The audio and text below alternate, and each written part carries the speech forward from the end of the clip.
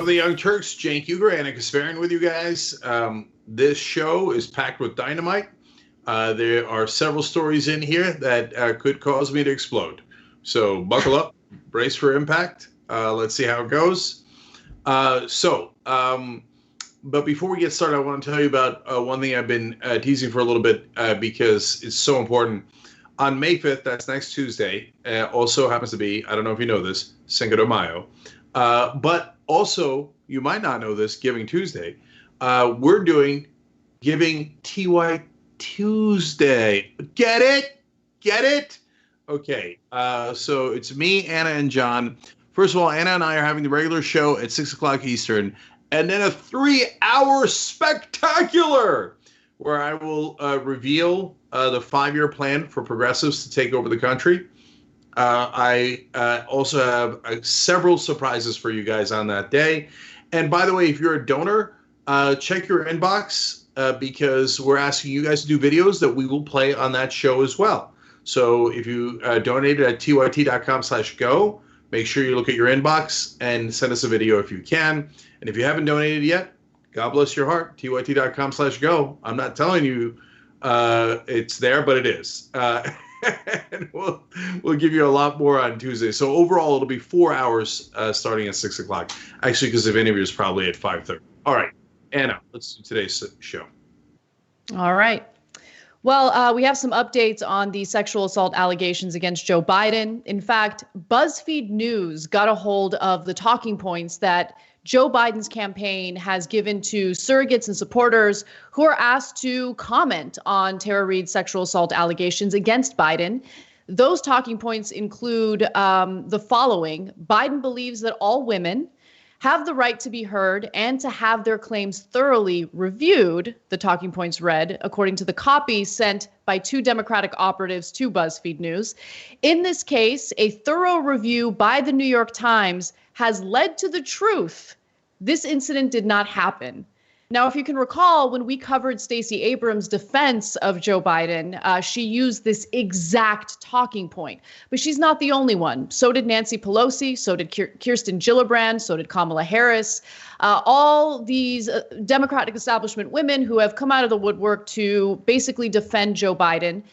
Again, they're using these talking points. But there was a video that really caught my attention today, and it featured a reporter asking Nancy Pelosi about her double standard when it comes to Kavanaugh versus Joe Biden. And get a load of how she answered that question. By Biden, but they're using a comparatively different standard with Kavanaugh when you demanded a investigation on Justice Kavanaugh, when a very similar allegation came out on him.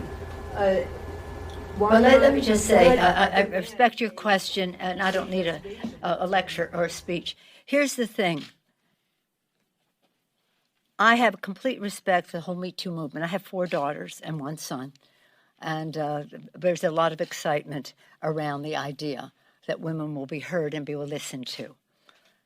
There is also due process, and the fact that Joe Biden is Joe Biden. There's been statements from his campaign, or not his campaign, but his former employees who ran his offices and the rest, that there was never any record of this. There was never any record. So I do want to clarify one thing. She says that there was never any record of this. Biden and his Senate records are sealed until 2 years after he retires.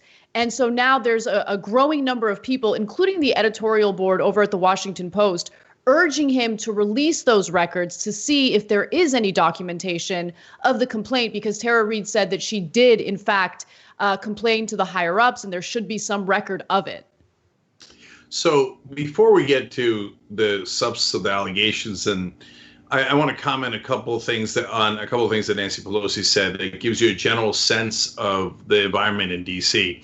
So first of all, I don't need you to lecture me or give a speech.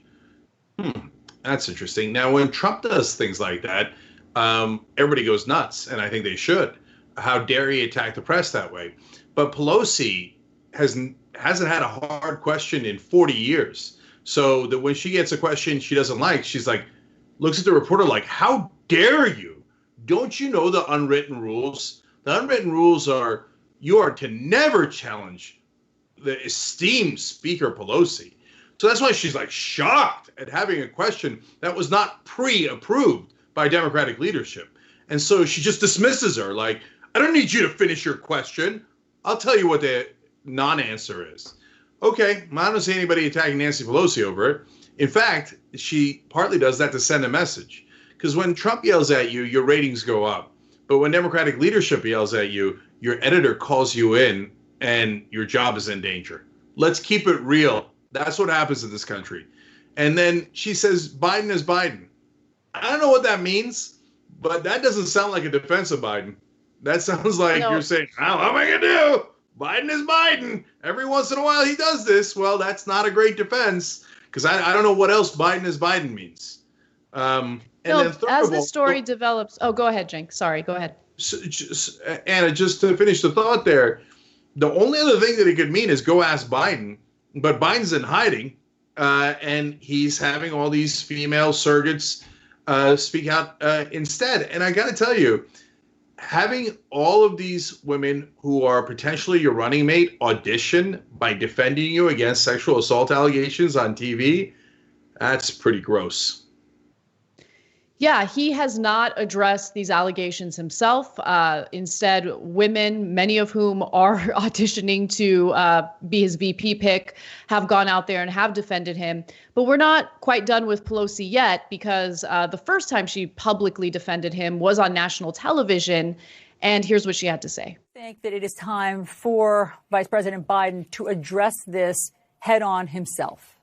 Well, I have great sympathy for any women who bring forth an allegation. I'm a big, strong supporter of the Me Too movement. I think it's been made a great contribution to our country. And I do support Joe Biden. I'm satisfied with how he has responded. I know him. I was proud to endorse him on Monday. Very proud to endorse him. And so I'm satisfied with that. I mean, he hasn't, to be clear, he hasn't addressed it. His campaign has addressed it, but he has not directly addressed it. Should he directly, publicly address it?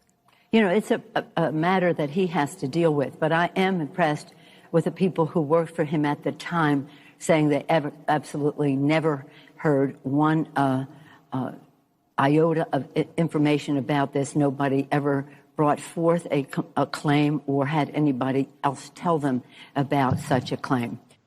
Okay, so I want to be clear about two important details to this story, because I can easily see the record being wiped, at least in the public's view, of these two facts. Number one, when, the Biden talking points tell surrogates to say that the New York Times investigation has cleared him of wrongdoing, that is absolutely not the case. In fact, the New York Times has released a statement, a strong statement, saying that their reporting has not cleared him or found him guilty. Like, it's inconclusive, basically. Also, when it comes to what Pelosi is saying here, look, he hasn't addressed it, and there is a double standard. And the way that she's handling this it just makes it abundantly clear that, like, rape and sexual assault allegations are used as political tools and nothing more. And it's really gross to see this happening right now. Like, she's just completely wiping him of any wrongdoing when there hasn't actually been an investigation. And this has been treated differently from the Kavanaugh case. The Kavanaugh case was taken seriously from the very beginning. Yes, there was a sham investigation. There's been no investigation into these claims against Biden. Yeah. So, number one, let's note that, I hate to say it, but we were right. The press, including CNN and including the Washington Post, now calling for Biden to address it directly, are all over the story during the general election, just like we told you. They were completely and utterly absent during the primaries when this story came out, because to them, progressives are invisible. It doesn't matter. If you raise an issue, we don't care how serious it is, and we don't care how important it is. We will not cover it because you people are progressives and we hate you and we hate Bernie Sanders. But the minute he's out of the race, we told you they'd cover it, and here they are, all over the national news. Now, second point, a little bit unrelated to this, but now watching two clips of Nancy Pelosi together, she can't string together a sentence either. And here's an amazing fact. Nancy Pelosi was born before India was a country. Okay. Also true, by the way, of Joe Biden and Donald Trump. All of our leaders, because they are backed by the media and they've been around for a long, long time and have enough name recognition, are incredibly old. They've held on to power jealously with great greed, and they will not let it go. And they're all falling apart at the seams right in front of our eyes. Anytime we point out something that's true, they go ballistic over it and then later admit that it's true. So Pelosi can't put together a sentence either. And then finally, her defense was curious when she's like, hey, I really believe in the Me Too movement and I got 4 daughters. You're a woman. You don't have to clarify that you're in favor of the Me Too movement. It makes me think, wait, are you not in favor of the Me Too movement? It's like if I randomly just jumped out and was like, look, man, don't get me wrong. I don't want discrimination against Turks. I'm against it. Of course, I'm Turkish American. Why the hell would I want discrimination against Turks? Doesn't make any sense. It leads me to think, like the way that she framed it, she's like, hey, got to get along. And so folks in power sometimes do that. But hey, look, I got daughters. So I'm in favor of the Me Too movement. What a weird way of putting it. It's a way of having your cake and eating it too, right? Because the Me Too movement has been used as a political tool, I believe, by the Democratic Party. It's been used by the Republican Party. It's turned into, unfortunately, something that's been co-opted for dishonest actors for political gain, right? So for me, this story is not about Bernie Sanders. Like I know some of the people watching this right now, they're going to come at me on Twitter like, oh, you're so bitter about Bernie. No, I'm not bitter about Bernie. Like, that's over. OK, I totally understand that the DNC would never in a million years replace Biden with Bernie. I'm not delusional. But one thing that I want you guys to understand is now we have Biden, an incredibly flawed candidate, even without the sexual assault allegations. He was already an incredibly flawed candidate, for all the different reasons that we've explained on this show over several months. But the line of defense, you're right, Cenk, is so incredibly thin, right? Like, she wants to be able to say, like, I love the Me Too movement because I might want to keep that movement in my back pocket when I want to go snipe a candidate I don't like, usually someone on the left more than anything. But she lied in that interview, too. Biden's staffers, Senate staffers who Tara Reid went to and complained to, did not say that it did not happen. They said they do not recall it happening, right? And I think that that's an important distinction because that's typically what people say when they don't want to admit guilt, right? But they also don't want to perjure themselves in any way. Maybe they're just covering their tracks and saying, I do not recall. One person said, I do not recall, and I would have remembered if this happened, right? But every single person said, I don't remember anything like this happening. We should see his Senate records. I mean, He's running for president. This isn't a joke. It isn't a joke. And I don't care if he's a Democrat. I don't care what kind of threat Donald Trump is. We need to know the truth about the candidates who are running. And for everyone who wants me to say this, I will say it. I'll say it a million times if you want me to. Donald Trump has more sexual assault allegations against him. But now we're put in a position to do like this weird weighing contest, like, oh, who's more of a sexual predator? I'm not interested in engaging in that conversation. I would rather have a leader in this country who doesn't have serious and credible sexual assault allegations against them. So for those of you who haven't heard any of this, a very quick recap is that Tara Reid now has 4 people corroborating her story that she said to them that she was sexually harassed by Joe Biden back in the early 1990s. She said it to them back then. 4 different people. That is a lot of folks. If it was against anyone else, every Democrat in the country would have already believed those corroborating witnesses. And it looks like her mom called in to CNN, to Larry King Live back in the early 1990s and talked about how her daughter, or someone she knows was sexually or harassed, let's put it that way. It was a little bit vaguer by an important senator. Let me clarify that, because her mother called in and said that her daughter had a negative experience with a senator and wanted advice on what her daughter can do. Mm-hmm. Yes, to be clear, because they said, well, look, her mom calling in at the same exact time as the 4 other corroborating witnesses saying negative experience. Maybe she twisted her ankle. We don't know. Okay. All right. Maybe. You decide what you want with that negative experience with a senator means. Her mom has since then passed away. And so, look, it's impossible for us to know what happened there, but there are things that you can check, as we've done with every other story. And so one last thing about that is that even the New York Times corroborated that she used to be in charge of the intern program and was abruptly taken off the intern program. Okay, so again, none of these by themselves are conclusive. And yes, I am going to vote against Donald Trump. So you know what you are if you are going to vote against Donald Trump, but you actually talk about a legitimate allegation against his opponent? It's called principled. The rest of the Democratic Party might want to look into it. Well, if you are principled, you're probably going to face quite a bit of backlash, especially if you're on a cable news channel that's just nothing more than a mouthpiece for the Democratic Party. So let's talk about that a little bit. Fire Chris Hayes was trending on social media today because he had the audacity to do his job and talk about the very real and credible sexual assault allegations against Joe Biden. Now, he had a reporter on from New York Magazine who had actually penned an op-ed about how Biden needs to address Tara Reade's accusations directly. And that led to an insane amount of backlash. So first, I want to show you what got people so upset.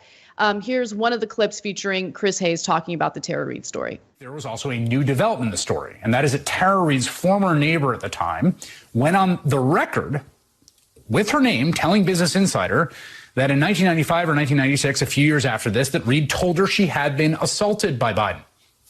NBC News reached out to Reade's neighbor, who later confirmed by text message the story. This on-the-record reporting from a neighbor, a roughly contemporaneous relaying of the story, has rightly occasioned a new round of coverage and scrutiny, while also creating some serious tension within the progressive coalition. So that was the first part of his segment. And then later he brought on someone from New York Magazine to share her thoughts. But Cenk, before we get to that clip, was there anything offensive there? I mean, Chris Hayes is not a Democratic operative. He's not a surrogate, as far as I know, for Joe Biden. He's supposed to be doing journalism for a news channel. Yeah.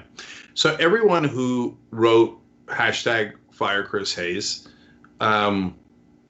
is very similar to Donald Trump. They think that the press should be doing propaganda and not the news. And they're upset that MSNBC, for a couple of minutes, did not do wall-to-wall propaganda for the Democratic candidate. And they're like, how dare you? Did news break out at a news station?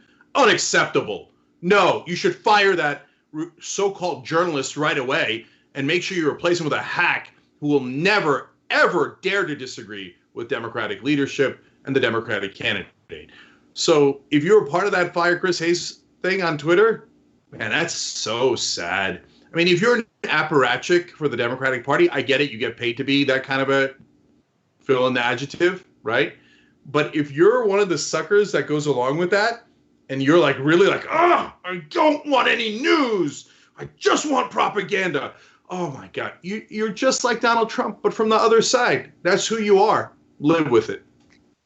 Well, some of those people we're going to talk about now. So I just want to give you some examples of the arguments they were making on Twitter using this hashtag. One person writes, just want to put this out there. I unfollowed Chris Hayes, and I'd love to see everyone else unfollow that MFer as well. So this person has a pretty, I wouldn't say big, but has a following on Twitter. And then there's one other person saying, oh, this is the Palmer report. Chris Hayes isn't facing backlash for talking about the Biden allegation. He's facing backlash because he falsely characterized the Biden allegation as credible and corroborated when the evidence overwhelmingly says the opposite. That's fascinating. So I would like to see that overwhelming evidence saying the opposite, because there has been corroborating evidence in the form of Tara Reade's next door neighbor from the 90s. Sharing that Tara Reade spoke to her in a detailed way about what happened between Tara Reade and Biden. The sexual assault, not just the sexual harassment, the sexual assault. That is considered corroborating evidence. If this was a criminal trial, that neighbor would be brought to testify to, talk about what Tara Reade told her at that time. And by the way, this neighbor came forward on her own. She actually completely lost touch with Tara Reade in the early 2000s. So is that not corroborating evidence? I don't know. I mean, it seems like it is to me. And Palmer Report has failed to provide any actual evidence contrary to what Tara Reade has said. If we had 4 corroborating witnesses in Kavanaugh and we had Christine Blasey Ford's mom calling into a television station at the time saying about how she suffered a negative experience with this person, etc. If we had Christine Blasey Ford being taken off an assignment, she didn't obviously work with Kavanaugh, so it's obviously a different fact pattern. But if we had any of this, I guarantee you Palmer Report and everybody else out there in the Democratic establishment, or the really, really sad people who just got brainwashed by the Democratic establishment or want to desperately be in the Democratic establishment, if all those people would have said, yeah, of course, Kavanaugh's guilty. And by the way, they probably would have been right. But unlike us, they have no principles at all. So they say, well, if it's in the case of a Republican, then we believe the woman and we don't want to even hear from the Republican. And progressives, even worse. Did somebody else say something that could be connected to a progressive that said eliminated? I don't even want to hear it, right? But you have this kind of corroboration for establishment Democrat. Nope, I don't see any evidence. I don't see it. Okay, that's how they are, man. It's worse. So sad. I don't know who Palmer Report is. I don't know who reports on. But Palmer, whoever you are, if you're not getting paid by the Democratic Party, man, I feel so sad for you. At least get paid for it. No, and it's even worse than that, because wanting to silence journalists from doing their jobs is outrageous. That is outrageous, right? Trying to cover up sexual assault allegations against your preferred political candidate is one thing, right? I've come to understand how politics works and how media is used as a tool to prop up certain candidates. But to go after the messenger, to go after a reporter who actually is being principled and is reporting on this fairly, by the way, is outrageous. And I commend Chris Hayes for doing it, because we both know what MSNBC is like. We know how MSNBC tried to censor you, Cenk, in the past. And in this case, if they do end up firing Chris Hayes for doing his job appropriately, MSNBC should not have any credibility at all. That means that they will stomp on any type of investigative reporting if it doesn't fit their political narrative. That's it. Chris is just about the only guy left on the channel that has any credibility. And if they give into this, that would be so beyond outrageous that I couldn't believe it. But anyway, yeah. So look, in terms of the actual allegations, it is so hard to tell what's true and untrue many years later, decades later, in any of these cases. So do I believe Christine Blasey Ford? Yes. So when I look at Tara Reade, man, that's a lot of corroborating witnesses. It's so hard to know. And we've given you all the context in so many videos here. Is there another point of view? Of course there is. So she first reported a different kind of touching, and then she gave the most serious allegations very late in the process. And we can go on with other pieces of evidence, and we have at great length. So it's not an open and shut case. But if you say that a journalist shouldn't even talk about it, you're just an authoritarian, and you think you're on the left wing, but you're not. and you want to shut down any media that disagrees with you or even brings up a question that you don't like. And that's really sad. And if you think you're on the left, you're not. When we come back from the break, we're going to talk about Donald Trump and his feuding with people in his own campaign. And then later in the show, we'll talk about how New York State spent millions of dollars on ventilators that they never even got. We'll be right back. We need to talk about a relatively new show called the Republic, or UNFTR. As a Young Turks fan, you already know that the government, the media, and corporations are constantly peddling lies that serve the interests of the rich and powerful. But now there's a podcast dedicated to unraveling those lies, debunking the conventional wisdom. In each episode of the Republic, or UNFTR, the host delves into a different historical episode or topic that's generally misunderstood or purposely obfuscated by the so-called powers that be, featuring in-depth research, razor-sharp commentary, and just the right amount of vulgarity. The UNFTR podcast takes a sledgehammer to what you thought you knew about some of the nation's most sacred historical cows.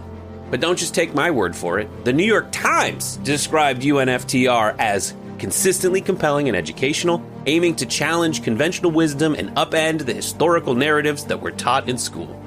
For as the great philosopher Yoda once put it, you must unlearn what you have learned. And that's true whether you're in Jedi training or you're uprooting and exposing all the propaganda and disinformation you've been fed over the course of your lifetime. So search for UNFTR in your podcast app today and get ready to get informed, angered, and entertained all at the same time.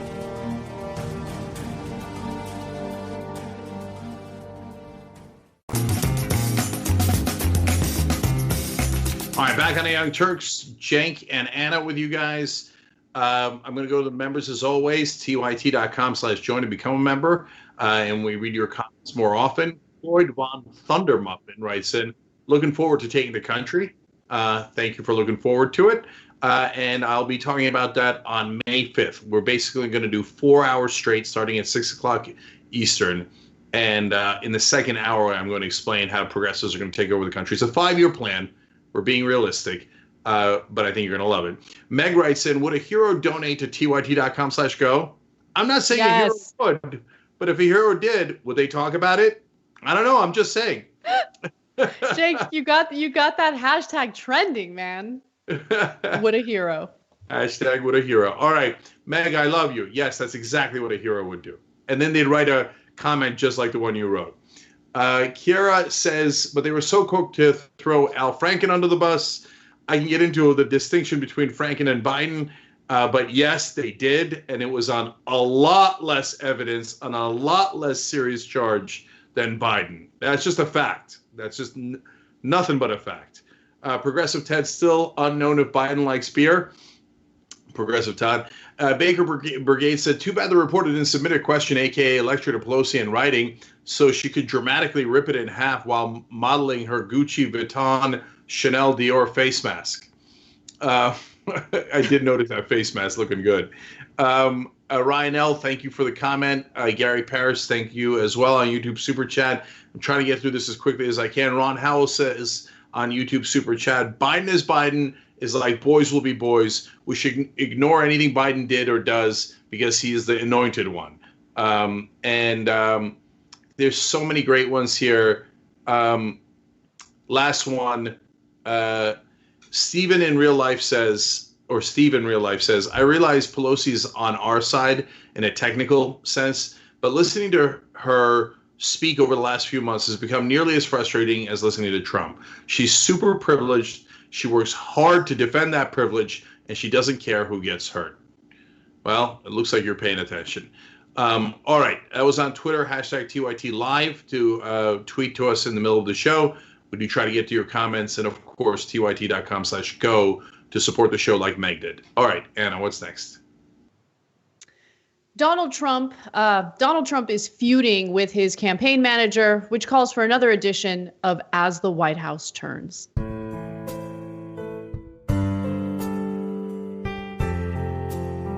Made some very big mistakes. I asked for his resignation. I'm disappointed in the Attorney General. So CNN's reporting that Donald Trump is very much concerned about his approval rating. It has been dipping thanks to his response to coronavirus. I'm guessing, suggesting that ingesting bleach didn't really work out so well for him. And instead of taking responsibility for how he's mishandled things, he decided to lash out on his campaign manager, Brad Parscale. Now, I'm not someone who really likes or respects Parscale, so I'm amused by this story. But according to Jeremy Diamond over at CNN, things got a little heated at one point. Let's take a look at what he had to say. Trump has grown increasingly unnerved in the last week about his re-election prospects. Aides have presented him with data showing that his poll numbers are sliding in some of those key battleground states and that he could be headed for defeat against former Vice President Joe Biden if things continue the way that they are. Amid all of that, Jake, the stress of that information affecting the president, it seems, and he let it out in an angry outburst with Brad Parscale, the president's campaign manager. I'm told that the president was huddling with some of his aides on Friday at the White House, Friday evening, and that Brad Parscale was on the phone. The president berated him, I'm told, for his own sliding poll numbers, as well as and even threatened to sue Parscale. Now, it's not clear exactly how serious the president was about that threat. So he threatened to sue his campaign manager over his, poll numbers in battleground states. Because it's Parscale's fault? And how, what law are you going to use or cite in order to, the guy's crazy. The guy's crazy. And, Parscale is not a good guy, so I don't really care. But how do you sign on to work for someone like Donald Trump, who's unhinged, has no loyalty for anyone or toward anyone? And by the way, at one point, Trump was asked about those poll numbers, and he's like, I don't believe the polls. I don't believe the polls. I'm doing great. Parscale and other people who work on the campaign also told Trump that they think that maybe it's not a good idea to do these daily press briefings, and Trump did not like that. Yeah. So, look, this is great news, not just for Democrats, but for the country and the planet, because that means Trump is not going to listen to anything that might help him. In order to run a campaign effectively, you have to see when your numbers dip, when they rise. You have to be able to adjust, especially on the level that he's at, because for smaller campaigns, it's very, very hard to move the numbers. But when it's a presidential campaign, there's so much media that the numbers move fairly easily and often. And it allows you a lot of time and ability to adjust if you actually pay attention.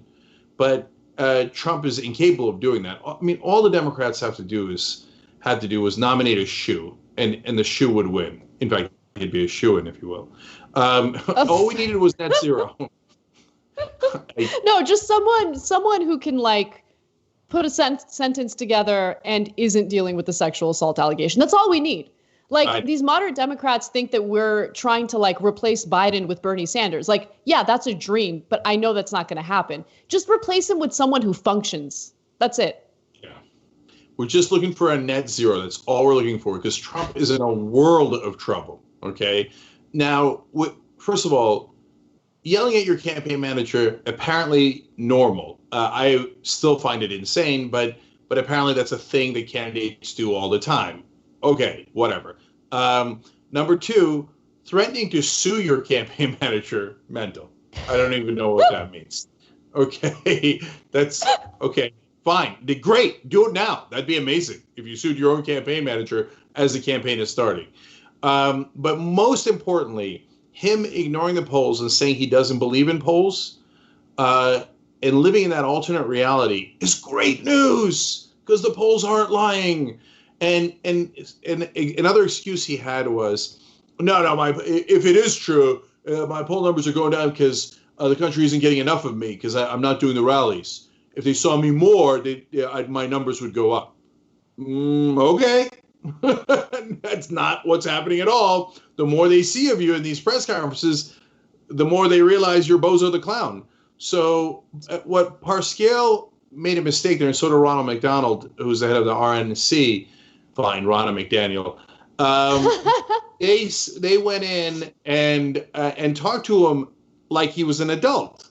And they said, oh, your poll numbers are down, and it's obviously because you told people to drink Clorox. And so don't do that because we don't want to lose the election. And he's like, that's it. I'm thinking about firing you and suing you for saying things that are true when obviously I'm like the greatest person that ever lived and they're not seeing me enough. That's the real problem. I can't believe you didn't realize that, Ronald McDonald. And where's the burglar anyway? Or hamburglar? Okay, I got to give you some more of what people close to Trump have told CNN.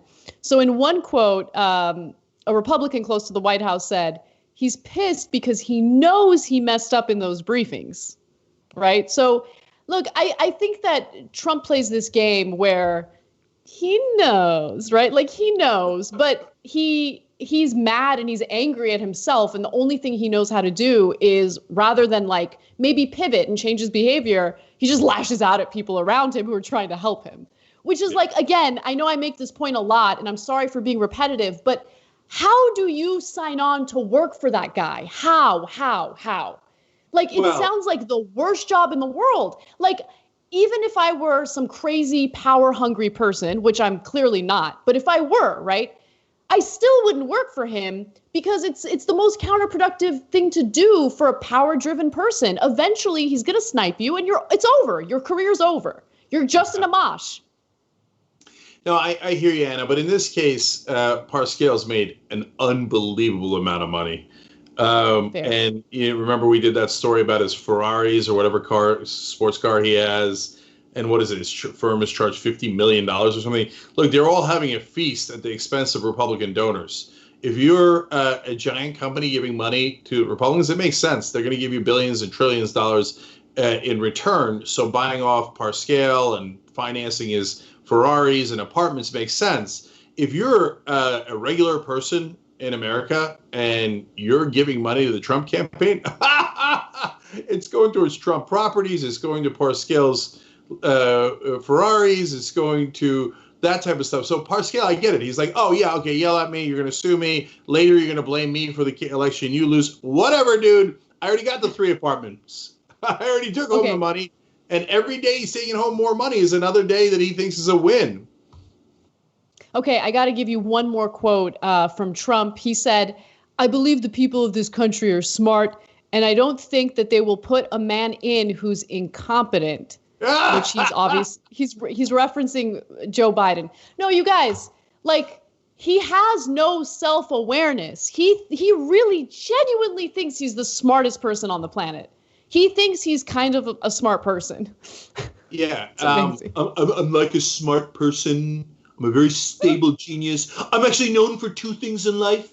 One is being smart person, like a smart person, and the other is for being mentally stable. Like, you think I'm making that up, like I did with the Hamburglar? No, he actually said those things. Look, in the old days, in the beginning of Trump's term, we used to kid around and we had a poll, who's dumber, Trump or Bush? Because you forget how stupid Bush was. No, not close, because Bush had enough sense to know he was stupid. Trump has no idea. Like, he's like, I heard, you take disinfectant and you put it in the lungs. In 1 minute, it's gone. Yeah, maybe the lungs gone in a minute. It's gone. It wipes out coronavirus. They're like, Mr. President, you're an idiot. No way. That's the smartest thing I ever said. You're dumb for not realizing how smart I am. No. Just like, guys, no strategy, nothing. The guy's the dumbest guy you've ever met. I don't know why I have this weird quasi-respect for Parscale. It's kind of a funny thing to say. No. No. Because the other Republicans, this is a total BS theory, very outside speculation. The other Republicans, to me, they look like, oh, Mr. Trump, of course, sir, of course, Clorox, injected in the nose is a great idea. Oh my God, yes, sir, right? Parscale has that look on his face like, I know I'm robbing you. I'm robbing you, right? And so I feel like he understands the game a little bit better than the rest. This dude used to be like nobody in the middle of Texas at fiddling around fixing his own computer. Next thing you know, Trump picked him out of nowhere, and now he's the campaign manager, and every day he's got to be thinking, this is a miracle. How did I rob people of all this money? I'm going to keep it going for as long as I can, but of course this guy's a clown. I don't know how Parscale didn't get cast for Lord of the Rings, because they would have saved a lot of money on makeup. Like, just cast that guy. He's good. You know, look at that face on face alone. All right, we got to take a break. So let's do that. When we come back, you know, sometimes conservatives who fearmonger about death panels are totally in favor of death panels. And I'm going to give you one prominent conservative when we come back. At TYT, we frequently talk about all the ways that big tech companies are taking control of our online lives, constantly monitoring us and storing and selling our data. But that doesn't mean we have to let them. It's possible to stay anonymous online and hide your data from the prying eyes of big tech. And one of the best ways is with ExpressVPN. ExpressVPN hides your IP address, making your active ID more difficult to trace and sell to advertisers. ExpressVPN also encrypts 100% of your network data to protect you from eavesdroppers and cyber criminals. And it's also easy to install. A single mouse click protects all your devices. But listen, guys, this is important. ExpressVPN is rated #1 by CNET and Wired magazine. So take back control of your life online and secure your data with a top VPN solution available, ExpressVPN. And if you go to expressvpn.com/TYT, you can get 3 extra months for free with this exclusive link just for TYT fans. That's expressvpn.com/TYT. Check it out today. All right, back on the Young Turks, Jake and Anna with you guys. So we got a good timing today. So we got the show right now. Obviously, it's going to end in about 10 minutes. Then we have the post game for our members, tyt.com/join to become a member. If you're watching on YouTube, you could hit the join button below. And that's usually about half an hour. And right afterwards, at 8:30 p.m. Eastern, Our Revolution has an event that you should check out, okay? So it's called the Fight for Our Future event, and you could join it. I don't know if it's Zoom or not, but it's a video. And Senator Jeff Merkley, Pramila Jayapal, Rashida Tlaib, Ro Khanna, Keith Ellison, Susan Sarandon, and so many others are joining Our Revolution. It's a long link. Bottom line is, if you go to on Twitter at the Young Turks and scroll down, or at Cenk Uygur, you will see we have links to it as well, and that way you can get to it at 8:30, okay? Our Revolution is really important, especially for the future. I'll talk more about that on May 5th. Don't miss that show. It's 4 hours that we got for you guys. Steppenwolf in our member section says, as the White House turns is my favorite opening, right behind When Rich Men Cry. Yes. Love it. Proletariat Rising says Trump is the biggest Karen in the country. That's funny. Shake Your Buttigieg writes in, Donnie's only responsible when his polls go up, but not down. P.S. Would the settlement come out of the Donald Trump campaign fund? I would love that. And my 2 favorite comments today, Omega Res Sigma Infinity Proteus writes in, major props to Cenk on the jokes today. These are really landing. Why, thank you, Omega. They are. I will sign on that. And Old Turk writes in, would a hero update their credit card info so that they can continue to support TYT? Yes, Old Turk. That's exactly what a hero would do. Thank you, guys. We appreciate it. TYT.com/go for our audience fundraising drive that's keeping us sustainable and healthy and strong. Thank you, guys. Anna. All right. Well, Ben Shapiro is one of those conservatives you could turn to if you're looking for fear-mongering about death panels when it comes to single-payer health care or the Affordable Care Act. But now with the coronavirus in full force and with all these stay-at-home orders, all of a sudden, Ben Shapiro kind of interested in serving on one of those death panels. Take a look. Wants to say the obvious truth, which is that we're all making actuarial deductions about what are the costs in terms of how many human lives, how many years of life, because that is an actual issue in actuarial tables, right? If somebody who is 81 dies of COVID-19, that is not the same thing as somebody who is 30 dying of COVID-19. I mean, if this were killing children, everyone would be in for lockdown forever. That's the reality, right? If a bunch of 5-year-olds were dying of COVID-19 and people were saying get back to work, everybody would be like, nope, I'm not letting my 5-year-old die. If grandma dies in a nursing home at age 81, that's tragic and it's terrible. Also, the life expectancy in the United States is 80. So that is not the same thing. In moral terms, you want to save every life you can. At the same time, to pretend that it is of the same calculation, the age of the person, no public policy acts like that. Not a single public policy in American life acts like that. So, okay, now we're doing like human value judgments, right? So 81-year-olds, not as valuable as kids. Are 81-year-olds as valuable as zygotes? Are we having this discussion right now? And by the way, to further contextualize where this conversation came from, they're discussing opening the state back up. He's in California, getting people back out there to work. And it's like, yeah, like 81-year-olds. It would be tragic. And we want to be moral here. But it's not like my 5-year-old's going to die or anything. It's just amazing. I wonder how his grandparents feel about that if they're still alive. Okay, or his parents. I don't know. Are his parents, how old are they? Because my dad's 82 years old. And I'm going to protect his life under any and all circumstances. And so, I don't know, maybe Ben has parents he doesn't care about. He doesn't give a damn about. He's like, well, if they die, I don't really care. You know what, Ben? Life doesn't care about your feelings, okay? Yeah, that's right. Killing people doesn't care about your feelings. Well, I guess that's true. So he's saying if your grandparents die, he don't really care. I don't know if it's true for his. Again, I don't know his family situation.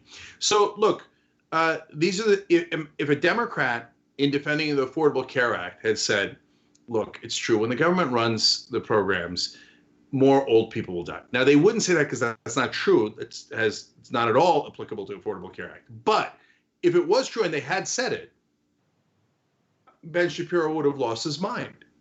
Oh my God, they're going to let people die. I'm pro-life. I'm pro-life. How could they do this? And in fact, they did say it. They called it death panels when there were no death panels, when it wasn't even true. Now, here they are, brazenly saying, so what if an 81-year-old died? You just heard it. You just saw the video with your own eyes. Because if I described it to you, you wouldn't believe me. But they're saying, I don't know Ben's elders, but he actually has kids. He's like, oh, that would affect me. My kids would affect me. No, then I would stay home for a long time. But if your dad's going to die or your mom's going to die, I don't care about that at all. Let's go back out there. Amazing. And it's always the people who can do their jobs out of the safety in their own homes, urging people to get back to work. And I think that should say something, right? So we're in a safe place. Cenk and I can do our jobs at home, but we fully understand the risk that people put themselves in, the risk people put their families in when they go out there and they work. The first responders, the essential workers, all of those people are risking their lives. And by the way, in many cases, aren't being provided the safety gear they need in order to prevent contracting this virus, aren't getting paid hazard pay, which they absolutely should get paid on top of increased wages.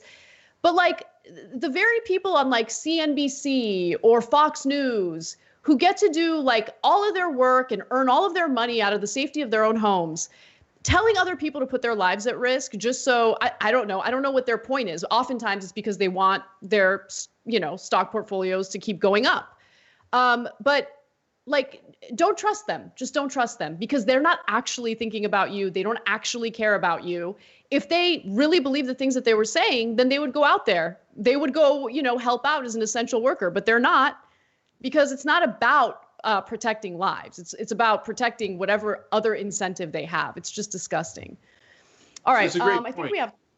Yeah, go ahead.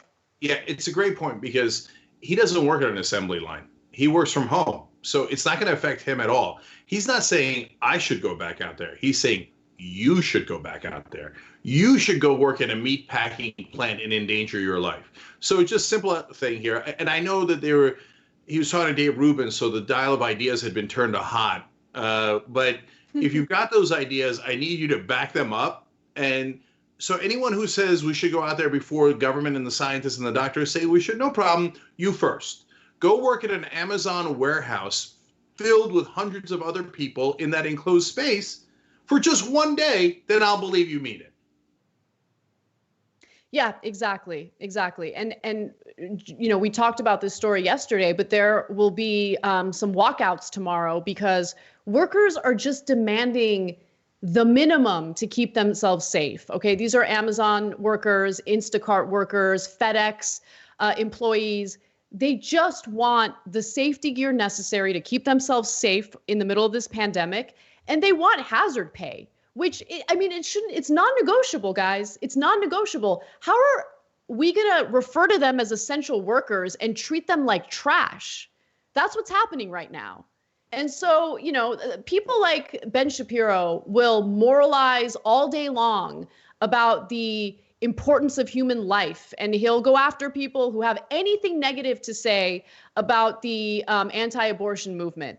But what is he doing right now? I mean, he's essentially engaging in a death panel with Dave Rubin, making judgments about what life is more valuable than other lives. And it's unacceptable and it's ridiculous. And the fact that anyone takes that guy seriously and thinks that he's logical, rational, and consistent needs to just pay closer attention to what he's saying. He's not consistent at all. Yeah, so it's not a thing that's new for him. Do you think that he values Palestinian lives as much as he values Israeli lives or American lives? If you've ever read anything he's ever said or written, that's nowhere near true. He doesn't value Palestinian lives at all. Couldn't care less about them. Says, they all live in the sewer and blow up things as the Israeli government blows them up. But in terms of the so-called pro-life position, I guess he's saying zygotes are super important, and 3 days in, they're more valuable than a person who's actually alive if they're older. So zygotes now officially more humans than actual humans who are senior citizens.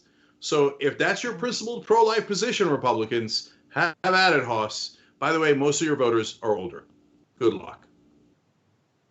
So I want to let the audience know a little bit about our postgame today, because we do have a giant postgame show for you, including some devastating video featuring armed protesters showing up to Michigan's Capitol to protest the possible extension of stay-at-home orders. We're also going to discuss some of the outcomes of these more local races.